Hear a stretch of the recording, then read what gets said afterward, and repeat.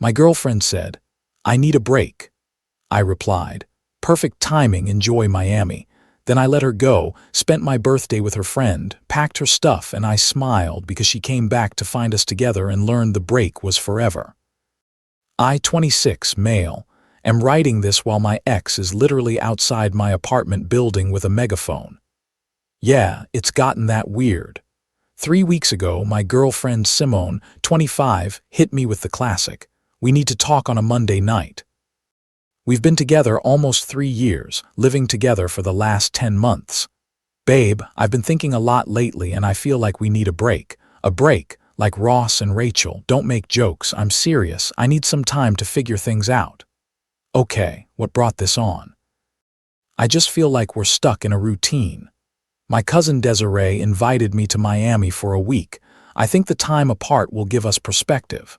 The break, my birthday, was that Saturday. We had plans. She'd made reservations at this Korean barbecue place I've been dying to try. "You're going to Miami this week over my birthday." Oh my God, everything isn't about you, this is about my mental health. "When are you leaving?" "Wednesday morning, already booked." Already booked before talking to me. Cool. "And during this break, what are the boundaries?" Boundaries. "We're adults, it's just time to think. Can we see other people?" She paused. "Too long, I mean it's a break, so technically we're not together." Perfect timing then. What's that supposed to mean? Nothing. Enjoy Miami. She left Wednesday morning with a quick bye like she was going to work. Posted an Instagram story from the airport. Self-care journey. Finding myself Wednesday evening, I get a text from Naomi, 24F, Simone's best friend since college. "Naomi, hey, heard about the break. That's rough. You doing okay?" "I'm good. Thanks for checking in." Told me this morning at the airport. The timing sucks. Your birthday and all, it is what it is. Still doing anything Saturday, hadn't planned anything. That's sad. Let me take you out. Nobody should be alone on their birthday. You don't have to do that. I wanted just as friends, someone should celebrate you. I agreed. Why not? Better than sitting home feeling sorry for myself. Meanwhile, Simone's Instagram was telling a story. Beach shots, boat parties, lots of guys in the background. Then I saw him, Dante, her ex from college who happened to live in Miami. Now, interesting coincidence. Thursday, Simone texts, "Simone, Miami is amazing. So needed this. Hope you're good." Like I'm her pen pal. Me, I'm great. Enjoying my break too. Don't be the weekend salty. I didn't respond. Saturday came, my birthday. Woke up to text from family and friends. Nothing from Simone. Whatever. Naomi picked me up at 600. She looked incredible. Effort was definitely made. Red dress, heels, the works. Me, you look amazing. Naomi, thanks. Birthday boy deserves the best. We went to Stop Place instead of Korean barbecue. Better choice, honestly. We talked for hours about everything. Work, travel, movies. She was actually present. No phone checking, no distractions. After dinner, walking to her car. "Naomi, can I be honest about something?" "Be sure. I've had feelings for you for a while, like over a year. I know, best friend code, but watching her treat you like an afterthought has been killing me. And this Miami thing, I know why she went. Dante, Naomi. She's been texting him for months, deleting the messages. But I saw them once. She thinks you're too safe and wants to see if there's still passion with him. And you're telling me this because you deserve someone who chooses you first, not someone who keeps you as a backup plan." She kissed me soft, quick, then pulled back. "Sorry, I shouldn't have." I kissed her back. We went to my place, talked until 400 a.m. about how she'd hidden her feelings, how guilty she felt, how angry she was at Simone for taking me for granted. She stayed over on the couch because despite everything, we weren't trying to be messy yet. Sunday morning, making breakfast together. Felt natural, right? My phone buzzes. Simone, happy belated birthday, having the best time. Miami is healing.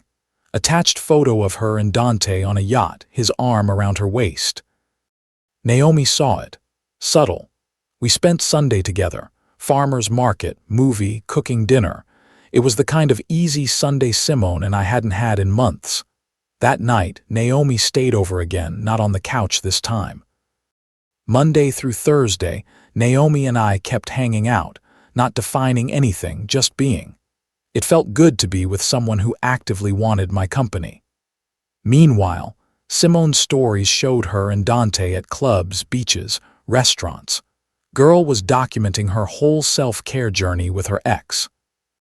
Thursday night, Simone texts, "Simone, landing tomorrow at 300. Can't wait to see you and talk about us." Okay, just okay, I have so much clarity now. I bet she did. Friday afternoon, I'm working from home when I hear her key in the lock. She walks in glowing, dragging her suitcase. "Baby, I'm back, baby. Hey, how was Miami? Incredible. I feel like a new person. I have so much to tell you. I'm sure she came over to kiss me." I turned my head. "What's wrong?" "We're on a break, remember?" "Well, yeah, but I'm back now. Break's over, is it?" That's when Naomi walked out of the bedroom in my shirt, hair in a messy bun. Simone froze. Complete system shutdown. "What the Naomi? Hey S, how was Miami? How's Dante?" The color drained from Simone's face. You too, how could you? We were on a break. Your rules." "I was gone for a week. A week you spent with your ex. We all saw the pictures. That's different." "How?" "Because I was finding myself in Dante's bed." Simone turned to me, tears forming. "This was revenge. You slept with my best friend for revenge. Me, no. I spent time with someone who actually wanted to be here, who didn't need to fly to another state to figure out if I was worth it." Update 1. The fallout was immediate and intense. After the initial shock, Simone lost it. Full meltdown mode. "How long has this been going on?" "Since my birthday. You know, the one you missed for Miami. You planned this." "Nobody planned anything. You left. Life moved on. Life moved on. It was a week. You couldn't keep it in your pants for a week." The irony of her saying this after spending a week with her ex was completely lost on her. "Me? You said we were on a break. You made the rules. I didn't mean you could sleep with my best friend. Maybe you should have specified that when you were booking flights to see Dante." Simone started grabbing things, throwing them in a bag while crying and yelling. "Simone, I want you both to know you're disgusting. This is betrayal." "Me? Betrayal is planning a trip to hook up with your ex while your boyfriend sits home alone on his birthday." She tried to slam the bedroom door. It's a soft, closed hinge. Anticlimactic. 20 minutes later, she emerged with 2 suitcases. "Simone, I'm staying with Monique. I'll be back for the rest of my stuff. Text me when, I'll have it packed." 3 years. 3 years down the drain. "Naomi, you drained them yourself when you booked that flight." Simone left, but not before sending one last glare and saying, "You two deserve each other. We thanked you." That really pissed her off. The text started an hour later. "I can't believe you did this. Naomi was supposed to be my friend. You're heartless. I made one mistake. Dante meant nothing. Please, can we talk? I hate you. I love you. You're throwing us away." I didn't respond to any of them, but Simone wasn't done. Oh no, she went on a full campaign. First, she hit social media posts about betrayal and fake friends and when people show their true colors. Cryptic enough that people had to ask what happened. Her version, she went on a girls' trip for mental health and came back to find her boyfriend cheating with her best friend. My version, nothing. I didn't post anything, but Naomi did. One simple post: when someone leaves you for their ex, don't be surprised when you find someone better. The comments exploded. People who'd seen Simone's Miami posts with Dante connected the dots real quick. Then came the friend recruitment. Simone started calling mutuals trying to get them on her side. Our friend Jerome called me. "Jerome. Yo, Simone's saying you cheated me. She went to Miami to hook up with her ex. We were on a break, her idea. A word. She told me it was a family trip. Me check her Instagram.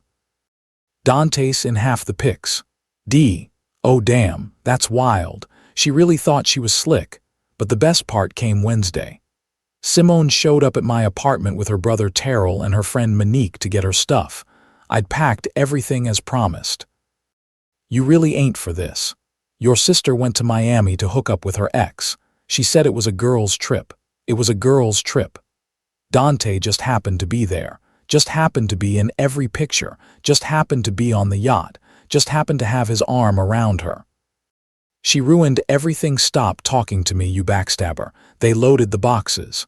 Simone kept trying to take things that weren't hers. The coffee maker, gift for my mom, the air fryer, I bought it before we met. Even tried to grab my PlayStation. Me, that's mine. I use it too. Used past tense. Let her take something. Damn, me, she took a week in Miami with her ex. That's enough. As they were leaving, Simone turned back. I hope you know you ruined everything. No, you ruined everything. I just refused to wait around while you did it. She slammed the door. It bounced off the soft clothes again, still anticlimactic. Update 2. Simone went from sad to vindictive real quick. 2 weeks ago, she started a campaign to win me back while simultaneously trying to destroy my life. Make it make sense. First, the love bombing. She sent flowers to my job. The card said, "I'm sorry, please forgive me, your cease." Her pet name that I always hated. She ordered my favorite food delivered to my apartment 3 nights in a row. She even sent a singing telegram. A singing telegram. Dude showed up at 8:00 p.m. singing. I want it that way because it was playing when we first met. My neighbors were not amused. When that didn't work, she switched tactics. She called my mom. My mom, Simone, called me crying. Me, of course she did. She says, "You're having a mental breakdown." Me. "I'm dating someone who actually wants to be with me. If that's a breakdown, I'll take it." Mom, she said she made one tiny mistake and you're being unforgiving. She flew to another state to hook up with her ex. Oh, she left that part out. Well, good riddance then. Thanks, Mom. Then she tried to get me fired. She called my job claiming I was emotionally unstable and creating a hostile work environment. My manager, Carl, pulled me aside. "Hey, we got a weird call about you." My ex. Yeah. She said you're dating a coworker and making everyone uncomfortable. I don't date anyone here. That's what I thought. We're ignoring it, but maybe document this stuff. She tried to get Naomi fired too.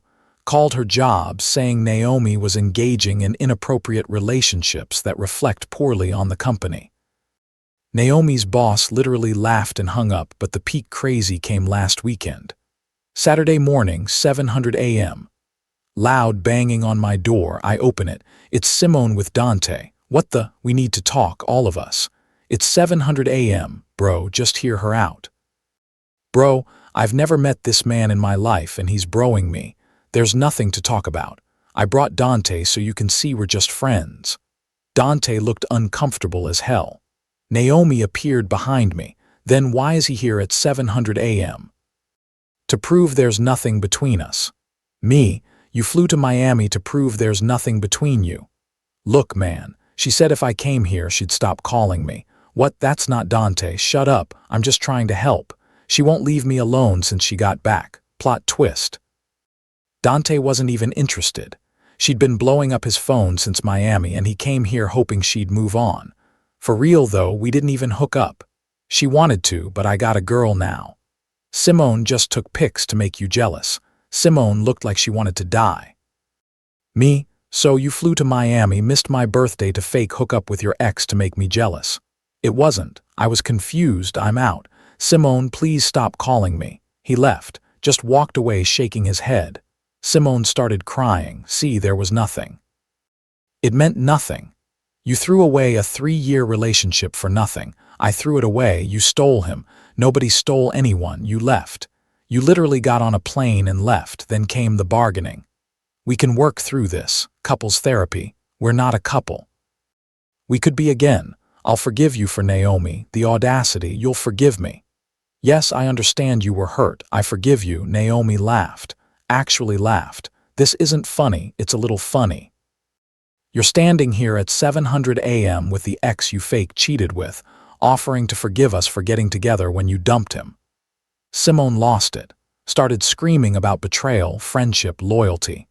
Neighbors started poking their heads out. Me, you need to leave. This isn't over. It's been over since you booked that flight.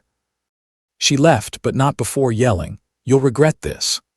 I did not regret it. Final update. So, remember when I said Simone was outside with a megaphone? Yeah, that happened yesterday. I'm working from home when I hear distorted yelling from outside. Look out my window. There's Simone with an actual megaphone and a sign that says, "Cheaters live here." I called the cops. While waiting, I recorded everything. Simone on megaphone. "Attention everyone. The man in 4B seduced his girlfriend's best friend." My neighbor, Miss Patterson, yelled back. "His girlfriend who went to Miami with her ex. That's not the point." Other neighbors started coming out.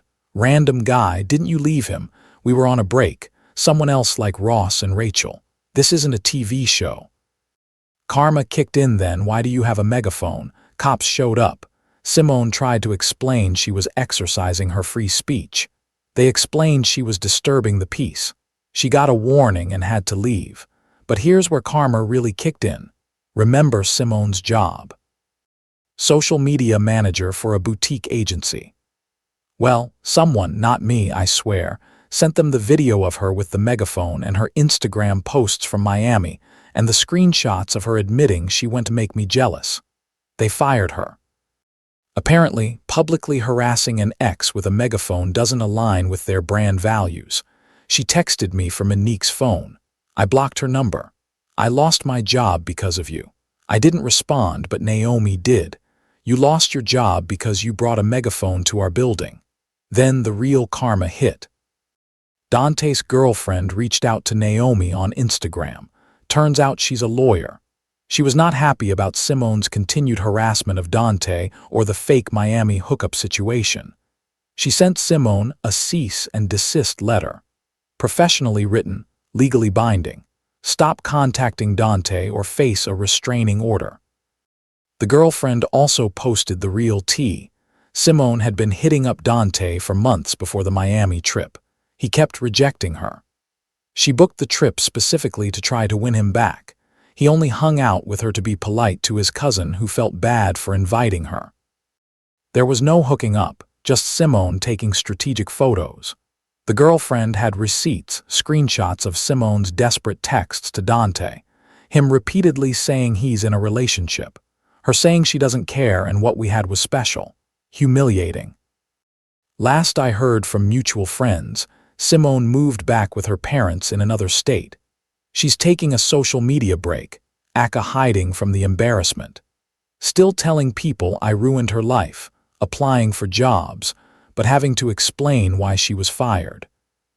Meanwhile, Naomi and I are good, really good.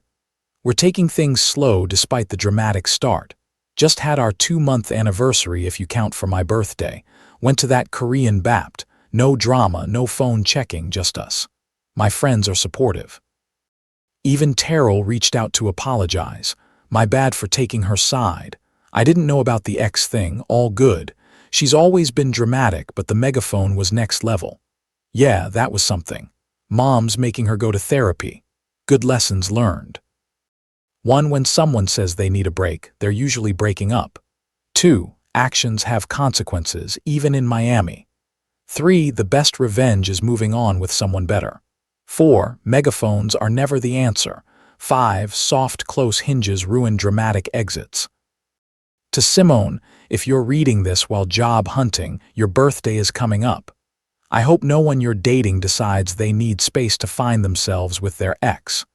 But if they do, maybe don't fake a hookup for jealousy, just move on. That's all, folks. Drama's over. Life's good.